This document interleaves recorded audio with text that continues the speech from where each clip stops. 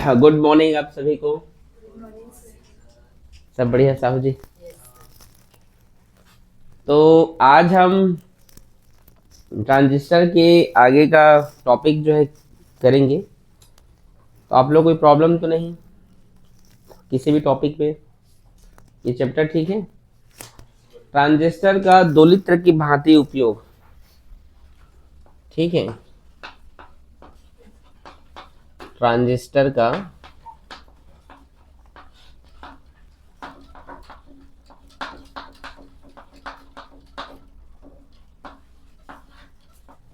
दोलित्र की भांति,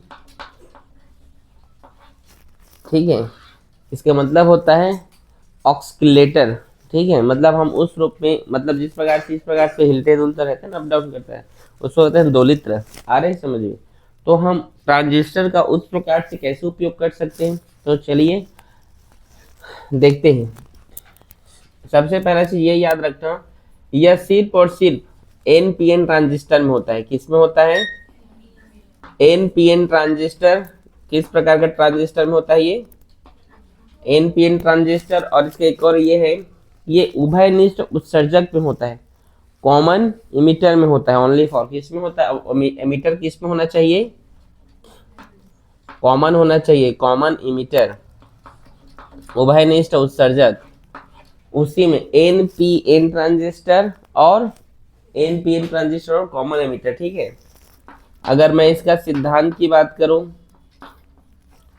तो सिद्धांत में हम लिख सकते हैं इसको टैंक सर्किट। इसका सिद्धांत क्या होगा? Tank circuit. चैप्टर 7, जो चैप्टर 7 आपने पढ़ा है ना, प्रत्यावर्ती धारा अल्टरनेटिंग, उसमें आपने टैंक सर्किट पढ़ा है। टैंक सर्किट, ठीक है। टैंक सर्किट या एलसी सर्किट जिसको आप बोलते हैं, याद आया? टैंक सर्किट को क्या बोलते हैं आप लोग? LC circuit. देखिए पहला क्या है, ट्रांजिस्टर का दोलित्र की भांति उपयोग कैसे होता है? एनपीएन ट्रांजिस्टर में होता है, वो भी कॉमन एमिटर में, तथा सिद्धांत है टैंक सर्किट, वो भी एलसी पर, ठीक है। तो चलिए देखते हैं, ठीक है। सबसे पहले एक सर्किट बनाते हैं इस तरीके से। ये बैटरी है, यहाँ पर एक हमने दाब कुंजी लगाया, यहाँ पे दूसरा दाब कुंजी लगाया, और ये है कॉइल। क्या है ये?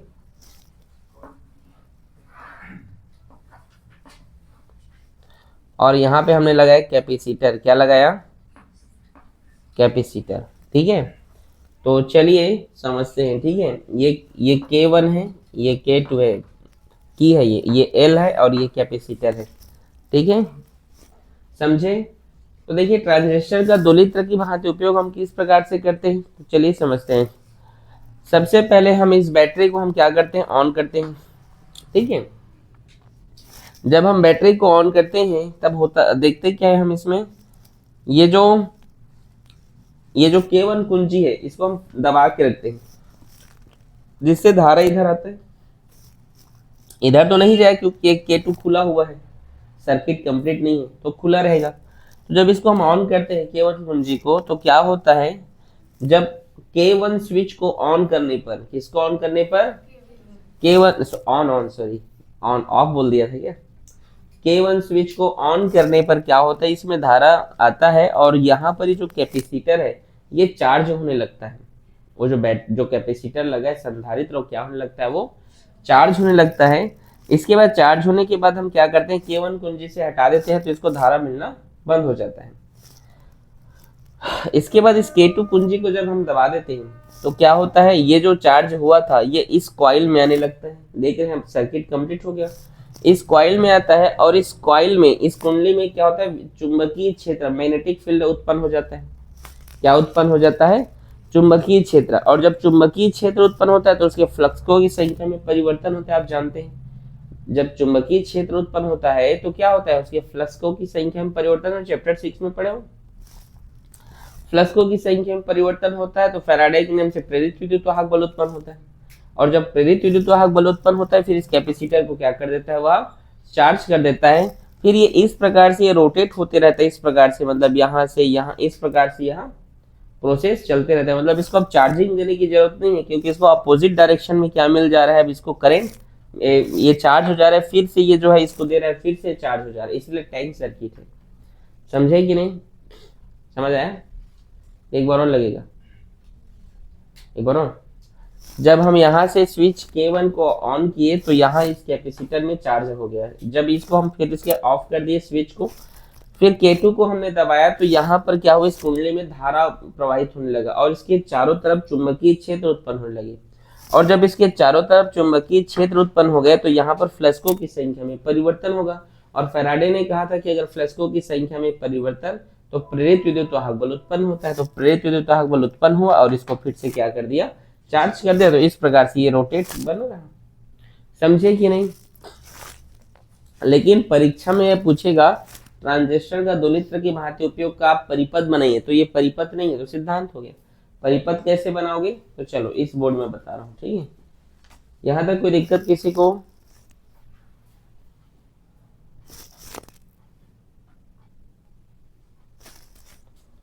चलिए हम यहाँ पे देखते हैं।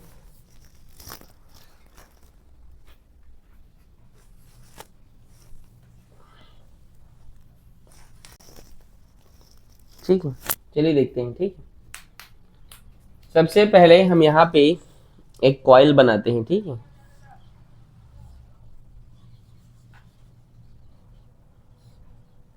थोड़ा ध्यान से बनाइएगा आप लोग।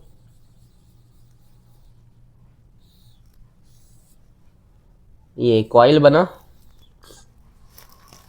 दूसरा लेते हैं।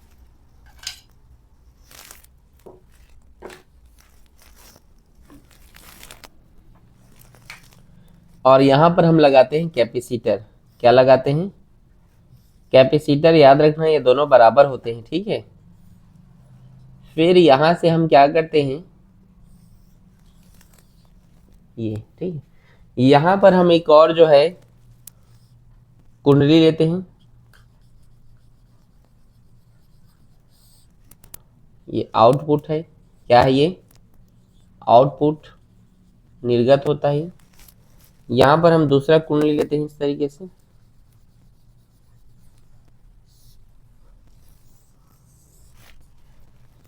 और इस कुंडली को यहाँ पे हम एक ट्रांजिस्टर बनाएंगे। कौन सा ट्रांजिस्टर बनेगा? NPN transistor. और उसमें कॉमन एमिटर होगा। तो इस तरीके से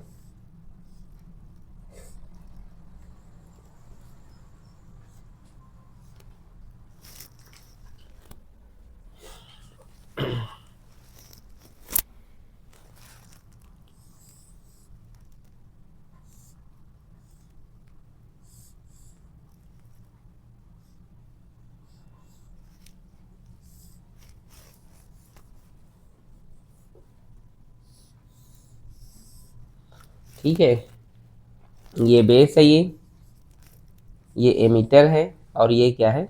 कलेक्टर है। और इस सर्किट को पूरा कर देते हैं। ये यहाँ पर हम एक बैटरी लगाते हैं। अब देखिए, ये एमिटर है, बैटरी कैसे लगाओगे, ध्यान से लगाना। NPN ट्रांजिस्टर है, यहाँ पे इलेक्ट्रॉन है, N मतलब इलेक्ट्रॉन। और आप जानते हैं अमीटर हमेशा कैसा बिहेव करता है, फॉरवर्ड बेस की रिवर्स बेस? Forward base. तो वहां पे पहले से इलेक्ट्रॉन है, मतलब माइनस है, तो इसको फॉरवर्ड बेस में लाने के लिए इसको भी बैटरी का ऋण सिरा इधर होना चाहिए और बैटरी का प्लस सिरा ऊपर की ओर होना चाहिए। समझ में आया आप लोग को? और यहाँ पर हम एक कुंजी लगाते हैं, दाब कुंजी है। ठीक है, हाँ बोलिए। हाँ, ओ थैंक यू। इसमें साइन ना, देखिए यहाँ पे NPN ट्रांजिस्टर है, तो साइन इसमें एक तीर का निशान लगेगा, जो किधर लगेगा? बाहर की ओर लगेगा। ठीक है, कोई दिक्कत? ये आपका सर्किट कंप्लीट हो गया। इस प्रकार से आपको एग्जाम में बनाना थोड़ा सा कठिन है, कठिन है ना? कहाँ से कहाँ चल रही है करके? ठीक है, बना लोगे? बिना देखे बनाना है, तो उसके लिए आपको 2-3 बार प्रैक्टिस करना पड़ेगा। सबसे कुछ नहीं, एक डब्बा बना लेना एक, ठीक है, स्क्वायर टाइप का या रेक्टेंगल टाइप का एक बना लेना। ठीक है, कॉइल लगा देना यहाँ पे, कैपेसिटर, बस। फिर एक को ऐसे निकाल के रखना, फिर यहाँ पे 2 और कॉइल लेना, एक कॉइल को इसकी कनेक्ट करना, एक को आउटपुट के लिए रहेगा।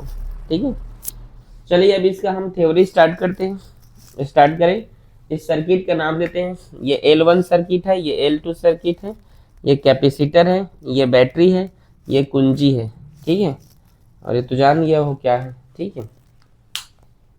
चलिए स्टार्ट करते हैं। सबसे पहले हम क्या करते हैं, यहाँ पर जब हम कुंजी को हम प्रेस करते हैं, दबाते हैं, क्या करते हैं, कुंजी को जब हम प्रेस करते हैं, जब उसे हम दबाते हैं, तो ये जो चार्ज है इस डिवाइस में या इस कैपेसिटर में आने लगता है, इस सर्किट में आने लगता है। ध्यान से देखिएगा, जैसे ही हम यहाँ से कुंजी को दबाते हैं, इसको दाब कुंजी कहते हैं। क्या कहते हैं, दाब कुंजी, मतलब ऐसे दबाया जाता है उसको, ठीक है, प्रेशर की समझे उसको, ऐसे दबाते हैं, जिससे क्या होता है, ये जो चार्ज है ना इस प्रकार से निकल के इसमें आता है और इस कैपेसिटर को चार्ज कर देता है। क्या कर देता है, उसको चार्ज करने के बाद क्या होता है, जब ये फुल चार्ज हो जाता है तब हम क्या करते हैं, दाब कुंजी से दाब मतलब उंगली को हटा लेते हैं, ठीक है, या उससे स्विच को ऑन ऑफ कर देते हैं। स्विच को ऑन करने से ये चार्ज हो गया। जब ये कंप्लीट चार्ज हो जाएगा तो इस स्विच को हम क्या कर देंगे, ऑफ कर देंगे। स्विच ऑफ होता है और सर्किट ऑन होता है, ये आप सब जानते हैं ना, ठीक है। इसीलिए हमेशा याद रखिएगा, जो अंदर का जो तार या सर्किट रहता है, ये आप सीधा स्विच ही लीजिएगा। स्विच को ऑन किए तो ये चार्ज हुआ, स्विच को ऑफ किए तो ये बंद। आपको ज्यादा कंफ्यूजन में नहीं डालेंगे भाई, ठीक है। जब ये चार्ज हो गया बैटरी, ये जो कैपेसिटर है, जैसे ये चार्ज हुआ तो चार्ज होने के कारण देखिए ये इससे कनेक्ट होता है और इस कुंडली में क्या होता है, चुंबकीय क्षेत्र उत्पन्न हो जाता है। क्या उत्पन्न हो जाता है, इस तरीके से चुंबकीय क्षेत्र उत्पन्न हो जाता है इसके चारों तरफ, आप देख सकते हैं। और म्यूचुअल इंडक्शन के कारण, अन्योन्य प्रेरण के कारण, ट्रांसफार्मर में आपने पढ़ा है ना, अन्योन्य प्रेरण के सिद्धांत पर कार्य करते हैं। अन्योन्य प्रेरण के कारण, हाँ बोलिए, अन्योन्य प्रेरण के कारण क्या होता है, ये जो L1 और L2 जो कुंडली होते हैं, जो कॉइल होते हैं, उसमें देखिए इसके फ्लक्सों में परिवर्तन हुआ, तो अन्योन्य प्रेरण के कारण इसमें जो धारा है ये इसमें आने लगता है। समझ में आपको मैंने क्या कहा, नहीं समझ? ट्रांसफार्मर में कैसे जाता है, आपने पढ़ा है ना, अन्योन्य प्रेरण को पढ़ा है ना, म्यूचुअल इंडक्शन को। अन्योन्य प्रेरण का मतलब क्या होता है, एक कुंडली में धारा बहाने से उसके पास रखे दूसरी कुंडली में क्या होता है, प्रेरित विद्युत वाहक बल चला जाता है, धारा चला जाता है। आपको पता है ना, ये ज्वाइंट नहीं है यहाँ पे, लेकिन फिर भी यहाँ से कनेक्शन इसमें जो धारा प्रवाहित होने लगता है। समझे कि नहीं आप लोग, आया समझ में जी? एक बार और बताऊं, जैसे ये कैपेसिटर चार्ज होता है, इसके चारों तरफ चुंबकीय क्षेत्र उत्पन्न होता है। चुंबकीय क्षेत्र उत्पन्न होने के कारण क्या होता है, इसके चुंबकीय फ्लक्सों में परिवर्तन होता है और यहाँ पर L1 और L2 जो कुंडली है इसमें क्या होने लगता है, धारा प्रवाहित होने लगता है। और यहाँ पर जो आउटपुट देते हैं, इसको यहाँ पे यहीं पीछे ये आउटपुट इस तरीके से एक बार मिलता है। इसके बाद क्या होता है, आप देख रहे हैं कि ये जो कनेक्शन है इस L2 का, इसकी धारा नीचे चली जाती है और नीचे जाने के बाद यहाँ से होकर यहाँ ऐसे करके फिर इसमें आना चाहती है, लेकिन यहाँ से ये क्या होता है, ये बंद होता है। ये स्विच ऑफ है ना, स्विच ऑन रहता तो चला जाता, लेकिन अभी स्विच क्या है, वहां पे ऑफ है, तो ये करंट उधर से न जाकर वापस रिटर्न आ जाता है। और आप जानते हैं ये इलेक्ट्रॉन होते हैं, है ना, और ये क्या होते हैं, जैसे ये इलेक्ट्रॉन क्या करते हैं, इसको कैच कर लेते हैं, इसको एक्सेप्ट कर लेते हैं और धारा इसमें से होते होते यहाँ आ जाता है और इसको चार्ज कर देता है। फिर समझे कि नहीं, फिर से बताऊं, यहाँ पे जो धारा प्रवाहित होता है, ये जो धारा प्रवाहित जो होता है, इसको ये क्या होता है एक्चुअल में, उधर न जाने के बजाय, क्योंकि उधर सर्किट ओपन होता है तो ये क्या करता है, यहाँ से जो चला जाता है धारा। और ये क्योंकि एक्चुअल में पहले से क्या यहाँ पे इलेक्ट्रॉन मौजूद होते हैं तो उसको खींच लेता है, समझे, होल्स को या जो भी होते हैं उसमें, उसको खींच लेता है, हाँ होल्स को ही। और उसके बाद क्या होता है, ये जो कैपेसिटर है इसको क्या कर देता है, फिर से वो चार्ज कर देता है। मतलब आप देखिए ये टैंक सर्किट पर ही काम कर रहा है कि नहीं, कर रहे हैं टैंक सर्किट पर, ये चार्ज होता है। फिर जब ये चार्ज होता है तो इसमें फिर यहाँ पे चुंबकीय क्षेत्र उत्पन्न होगा, फिर फ्लक्स में परिवर्तन होगा, फिर इसमें जाएगा। तो इस प्रकार से यहाँ पर आउटपुट जो हमें इस तरीके से मिलते रहता है। समझ में आया आप लोगों को, दोलन की भांति, दोलित्र की भांति, ठीक है। आप लोग लिख लेंगे इसके कार्यविधि, इजी है, समझ आए कि नहीं, आया आपको? पूछो किसी को, अगर नहीं आया हो तो पूछिए जी, पूछिए, पूछो।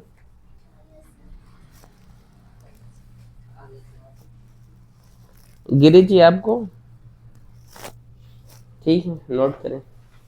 अगर आपको पूछे इसका उपयोग बताओ, तो जैसे आपने रेडियो देखा होगा, टेलीविजन देखा होगा, आदि चीजों में क्या होता है, इलेक्ट्रॉनिक जो उपकरण होते हैं उसमें दोलित्र करने के लिए, दोलन करने के लिए, एक्सक्लेट करने, सॉरी ऑक्सलेटर करने के लिए जो इसका उपयोग किया जाता है। ठीक है, रेडियो टेलीविजन में सब में। ठीक है ना, नोट करें इसको।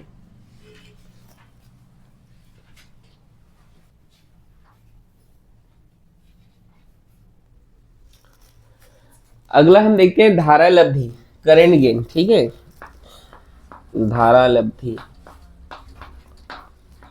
इंग्लिश में कहते हैं इसको करेंट गेन। क्या कहते हैं? तो देखिए क्या होता है धारा लब्धि।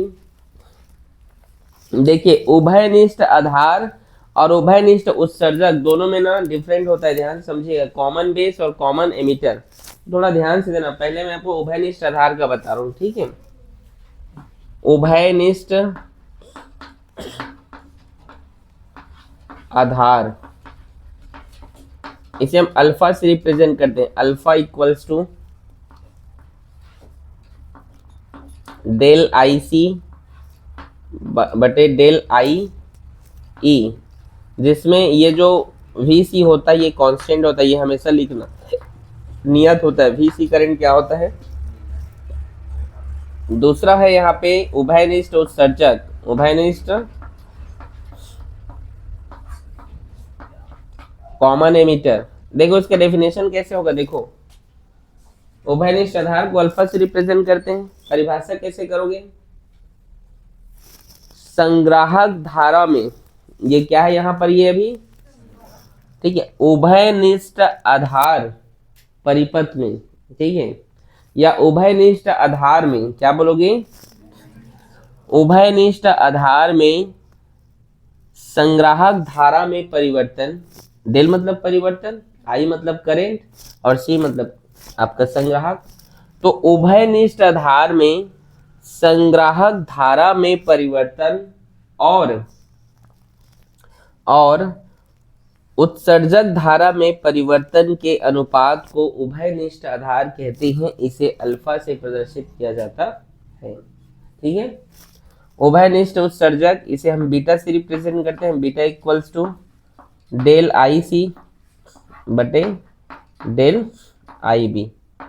आ रहे समझ में? देखिए इसमें भी आप लिख सकते हैं वी सी क्या है, कांस्टेंट है। देख लीजिए आप लोग जो है कंफ्यूज नहीं होना, इसका भी डेफिनेशन वैसे ही कर लीजिएगा आप लोग। ये उभयनिष्ठ आधार में, फिर सुनिए, उभयनिष्ठ धारा लब्धि क्या है, उभयनिष्ठ आधार में संग्राहक धारा में परिवर्तन तथा उत्सर्जक धारा में परिवर्तन के अनुपात को क्या कहते हैं, उभयनिष्ठ आधार की धारा लब्धि कहते हैं। उभयनिष्ठ उत्सर्जक का बोलेगा तो ऐसे ही बोल देना। ठीक है, इसमें आप लोग उल्टा पुल्टा मत करना। देखो यहाँ पे ये बेस है, कॉमन बेस है, लेकिन कॉमन बेस में क्या लिखा था है, एमिटर, और ये क्या है, कॉमन एमिटर है, इसमें क्या लिखा था है, बेस। तो ये बेस है तो यहाँ बेस मत डाल देना, नहीं तो गलत हो जाए। आईसी तो सब में कॉमन रहेगा, संग्राहक सब में रहेगा, लेकिन बेस में एमिटर रहेगा, एमिटर में बेस रहेगा। देख सकते हैं ना, उभयनिष्ठ आधार में एमिटर है, उभयनिष्ठ उत्सर्जक में क्या है, बेस है, नीचे में है ना। तो समझ गए आप लोग? नहीं समझे? संग्राहक धारा में परिवर्तन और उत्सर्जक धारा में परिवर्तन के अनुपात को उभयनिष्ठ आधार कहते हैं। ठीक है, कोई दिक्कत किसी को नहीं ना? अब आपको पेपर में ये पूछ सकता है कि अल्फा और बीटा उभयनिष्ठ आधार उभयनिष्ठ उत्सर्जक में संबंध बताइए, relation between alpha and beta. ठीक है, यहां तक कोई दिक्कत? आप ये चीज जानते हैं, क्या जानते हैं, आई ई बराबर आई बी प्लस आई सी, ये आपको मैंने कई बार पढ़ाया है। मतलब किरचॉफ के नियम से मैंने आपको पढ़ाया था ना, जब हम पढ़ा रहे थे ट्रांजिस्टर बात, तो याद आया आपको, I equals to I B plus I C. अब इसको हम डेल के रूप में लिखें, या दोनों साइड में हम डेल, दोनों को हम क्या करें, डेल के पदों में लिखें। तो कैसे लिख सकते हैं, डेल के फॉर्म में लिखेंगे तो del I E equals to del I B plus del I C. कोई दिक्कत, समझ आया यहाँ तक? डेल के फॉर्म में लिखा हूँ सबको, ये जो था, ठीक है, इसको मैं किस फॉर्म में लिखा हूँ, डेल के फॉर्म में लिखा हूँ समीकरण एक को, ठीक है।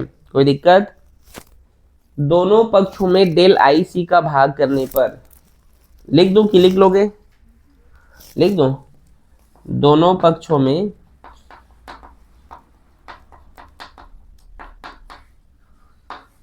डेल आई सी का भाग करने पर, अब भाग कर देंगे, तो भाग करेंगे तो क्या होगा, डेल आई ई बटे डेल आई सी बराबर डेल आई बी बटे del I C plus del I C बटे डेल आई सी। इसको डायरेक्ट एक लिख दूं क्या, कटने पर एक होगा तो एक लाइन और लिख दो, एक लिख दूं डायरेक्ट।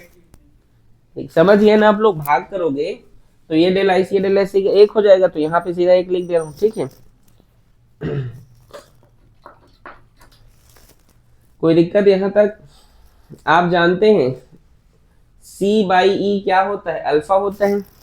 ध्यान से देखो, यहाँ पे समझ में नहीं आता है फिर आप लोग को, डेल आई सी बटे डेल आई ई क्या होता है, अल्फा होता है। तो ये जस्ट उल्टा तो है, ये डेल आई सी नीचे में है और डेल आई ई ऊपर में है, तो इसको हम 1/अल्फा लिख सकते हैं। नहीं समझे?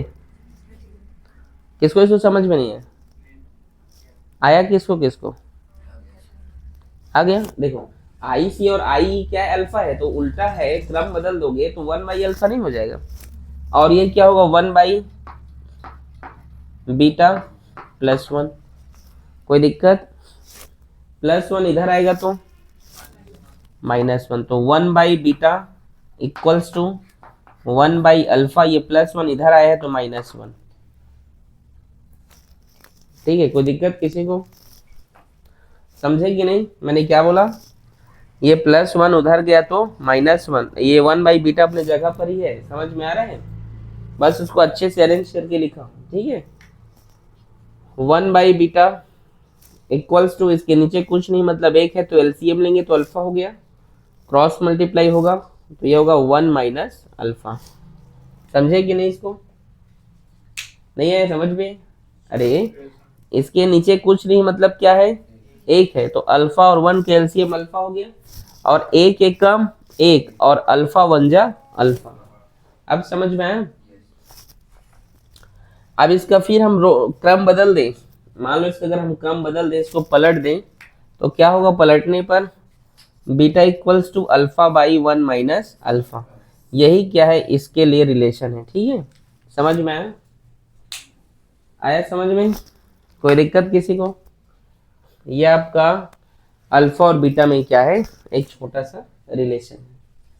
मजा आया?